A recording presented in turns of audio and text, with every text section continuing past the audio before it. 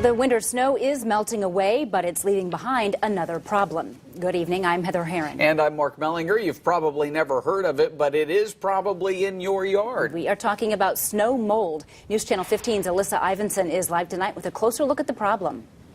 Well, landscapers say they're seeing snow mold pretty much everywhere, and that's not usual. Here's how you can check your yard. Find an area where the grass is really matted down, and it's possible that snow mold is underneath.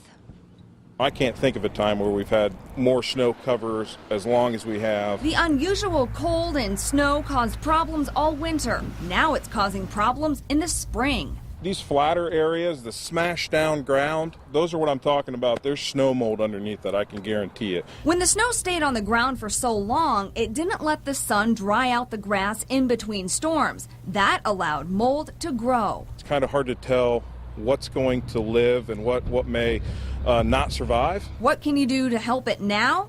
Rake it. Encourage that air to circulate. In a few weeks, when you start to see weeds pop up, put down a slow-release fertilizer. And then just kind of see how it progresses through the season. The grass might recover, but most likely you'll need to reseed in July. Luckily, the Fort Wayne Parks Department says its golf courses are mold-free. All three, Foster, Schoaf, and McMillan, open tomorrow. People can play the front 9 at Foster and Schoaf Parks and the back 9 at McMillan. But you might want to forget the sand traps and watch out for the snow traps. All of the snow and cold is extended into what we typically see as a spring season, and we've pretty much lost our early spring season, which is typically in March. Crews couldn't even start getting the courses ready until this week. We're more concerned with the frost in the ground and not damaging greens and tees. The golf course won't be in excellent condition, obviously, this early, but it will be playable. Not long after we got to the golf course to talk about it opening, of course it started sleeting, and if the weather takes another turn, the Parks Department says they might have to close the course again for a little while, but the clubhouses will all stay open. We're thinking the course will be in fine shape once everything gets melted and frost-free.